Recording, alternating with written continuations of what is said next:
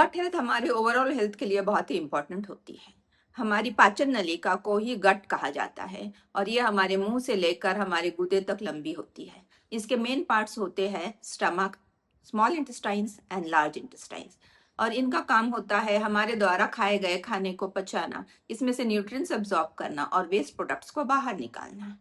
हमारे गट में लाखों गुड एंड बैड बैक्टीरिया का नेटवर्क होता है और इस नेटवर्क को माइक्रोबियोम कहा जाता है। एक हेल्थी माइक्रोबियम जिसमें गुड बैक्टीरिया शामिल हो, इस पर ही हमारे गट हेल्थ निर्धारित होती है और इसका इफेक्ट हमारे मेटाबॉलिज्म पर, हमारी इम्यूनिटी पर पड़ता है। इसका डायरेक्ट कांटेक्ट हमारे ब्रेन से होता है, जिसकी वजह से हमारा मूड और हमारी मन स्थिति इस पर निर्धारित होती है। अगर हमारी गट हेल्थ बिगड़ जाए तो हमें बहुत सी तकलीफें होती है, जैसे कि ब्लोटिंग, गैस, एसिडिटी और कई तरह की बीमारियां, जिसमें इरिटेबल बाउल सिंड्रोम है, एसिडिटी रिफ्लक्स है और अल्सर्स भी हो सकते हैं। तो हमें अपने गट हेल्थ को ठीक करने के लिए क्या करना चाहिए? आयुर्वेदा और नेचुरोपैथी दोनों में ये बताया गया है कि कोई भी दो शरीर एक जैसे नहीं होते हैं, दो डाइजेस्टिव सिस्टम्स एक जैसे नहीं होते हैं और हर एक को अपने बॉडी को, अपने डाइजेस्टिव सिस्टम को समझकर ही काम करना चाहिए। इसमें 3 तरह के बॉडी टाइप्स बताए गए हैं, वात, पित्त और कफ। जिन लोगों को वात होता है उन्होंने रॉ वेजिटेबल्स और रॉ स्प्राउट्स खाने नहीं चाहिए, इससे उनके शरीर पर एडवर्स इफेक्ट होता है। जिन लोगों को पित्त होता है उन्होंने फर्मेंटेड फूड्स नहीं खाने चाहिए और जिन लोगों को कफ होता है उन्होंने शुगर और स्वीट फ्रूट जैसे कि बनाना और मैंगो से परहेज करना चाहिए। अब ये आता है कि हमें खाना क्या चाहिए। खाने में हमें भरपूर मात्रा में फाइबर होना चाहिए, जो मिलता है हमें होल ग्रेन से, मिलेट्स से और वेजिटेबल्स से। इसके अलावा हमें होल फ्रूट्स खाने चाहिए, ना कि जूस पीना चाहिए। होल फ्रूट्स खाने से भी काफ़ी मात्रा में फाइबर मिल जाता है। इसके अलावा 2 मील्स के बीच में काफ़ी फासला रखना चाहिए, कम से कम 4 से 5 घंटे का। ऐसा करने से हमारे बॉडी को पहला खाया हुआ खाना डाइजेस्ट करने के लिए समय मिलता है। और पानी पीना बहुत इंपॉर्टेंट है, मगर ये कब पीना चाहिए ये भी पता होना चाहिए। खाने के दौरान या खाने के इमीडिएटली पहले या बाद में पानी अवॉइड करना चाहिए। कम से कम खाने के 1 घंटे बाद पानी पीना चाहिए, क्योंकि पानी खाने के बीच पीने से हमारे जो डाइजेस्टिव जूसेस है, एंजाइम्स है और एसिड्स है जो खाना डाइजेस्ट करने में हेल्प करते हैं, वो डाइल्यूट हो जाते हैं, जिसके कारण हमारा खाना पूरी तरह से डाइजेस्ट नहीं होता है और हमारी बॉडी को अच्छा खाना खाने के बावजूद भी न्यूट्रिशंस नहीं मिल पाते। इसके बाद हमें ठंडा पानी अवॉइड करना चाहिए। ठंडा पानी हमारे डाइजेशन को स्लो डाउन कर देता है।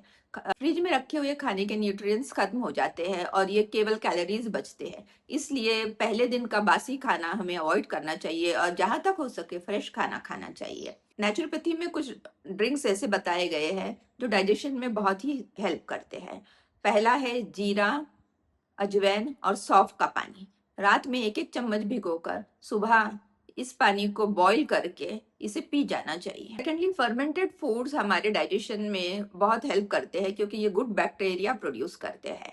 तो हमें फर्मेंटेड फूड हमारे डाइट में इंक्लूड करने चाहिए, लेकिन ये ध्यान रहे कि छाछ और दही ज्यादा खट्टे ना हो। जिन लोगों को डाइजेशन का प्रॉब्लम है उन्होंने जिंजर टी अपने डाइट में इनकॉर्पोरेट करना चाहिए। अदरक को गर्म पानी में उबाल कर खाने से पहले पीने से डाइजेशन में हेल्प होता है। इसके अलावा मैं आपको बहुत ही आसान वेजिटेबल फर्मेंटेशन का तरीका बताती हूँ, जो आप यूज करके आपके गुड बैक्टीरिया को बढ़ा सकते हैं और आप अपने गट हेल्थ को इम्प्रूव कर सकते हैं। इसके लिए आप गाजर, मूली, बीट और कैबेज जैसे वेजिटेबल्स लेकर इसके छोटे-छोटे पीसेस करके एक बॉटल में डालिए। अब एक बोल में एप्पल साइडर विनेगर 100 ml लीजिए। इसमें नमक, ब्लैक पेपर और अजवाइन के 1 टीस्पून डालिए। इसमें शहद डालिए अगर आपके पास है, अगर नहीं है तो आप मिश्री डाल सकते हैं थोड़ी, और 2 टेबलस्पून कोई भी ऑयल डाल सकते हैं। अब इस मिक्सचर को ये वेजिटेबल्स पर डालकर बॉटल बंद करके 24 घंटे बाहर रखिए और इसके बाद 5 दिन रेफ्रिजरेटर में रखिए और इसके बाद इसको कंज्यूम। आपके डाइट से प्रोसेस्ड फूड्स, बेकरी प्रोडक्ट्स और शुगर को हटाइए। And last but not the least, physical activity कीजिए। आपको कुछ ना कुछ एक्टिविटी करना बहुत ज़रूरी है, ताकि आपका डाइजेशन ठीक से हो। स्पेशली योगा में जो ट्विस्ट और टर्न होते हैं, जो बेंड करना पड़ता है शरीर को अलग अलग तरीके से, इससे हमारे लिवर और हमारे गट को एक स्क्वीज मिलता है और इसके फंक्शन में इम्प्रूवमेंट आता है। योगा में बताए गए प्राणायाम, स्पेशली कपालभाति और अनुलोम विलोम, ये हमारे डायफ्रागम को मूवमेंट देते हैं, जिसकी वजह से हमारे डाइजेशन में इम्प्रूवमेंट आता है। So here is to a healthy and happy gut.